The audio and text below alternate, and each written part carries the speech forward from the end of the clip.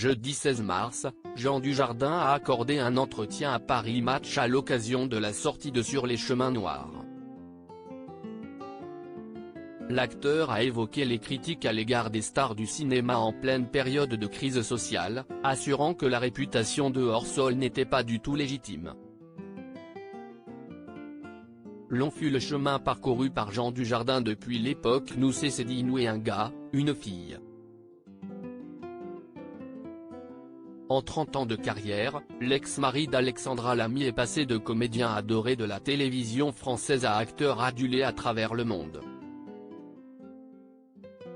Une carrière qui s'est métamorphosée en 2012 lorsqu'il est devenu le tout premier acteur français à recevoir l'Oscar du meilleur acteur pour The Artist, une consécration qui ne lui ouvre pourtant pas les portes d'Hollywood et ne le fait pas quitter la France.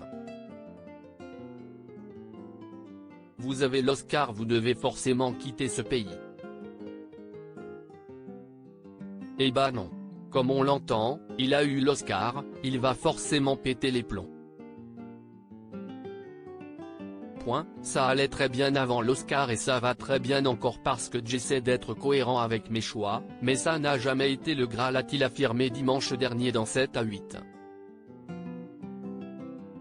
Il faut des pensées un peu courtes pour nous voir comme des privilégiés après le succès de novembre l'année dernière, qui ne lui a néanmoins pas permis de décrocher son premier César. Malgré 4 nominations, Jean Dujardin fait son retour au cinéma avec un rôle bouleversant dans Sur les chemins noirs.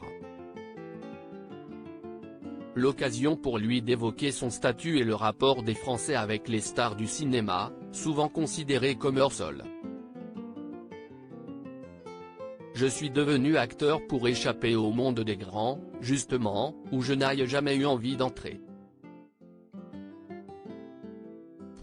On ne peut pas reprocher aux artistes d'être hors-sol vu que nous avons choisi de l'être.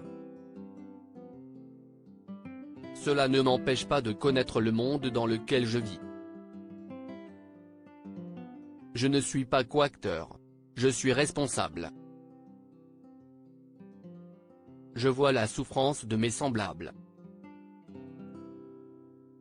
Quand j'accepte un projet, j'emmène une centaine de personnes qui vont travailler pendant au moins 8 semaines. Il faut des pensées un peu courtes pour nous voir comme des privilégiés qui n'ont conscience de rien, assure-t-il dans les colonnes de Paris Match, alors que des millions de Français descendent dans les rues pour protester contre la réforme des retraites. La preuve, s'il a ressenti le besoin de quitter Paris, il n'a pas suivi bon nombre d'acteurs à l'étranger, préférant poser ses bagages dans les Hauts-de-Seine. D'où il peut encore entendre gronder la colère populaire.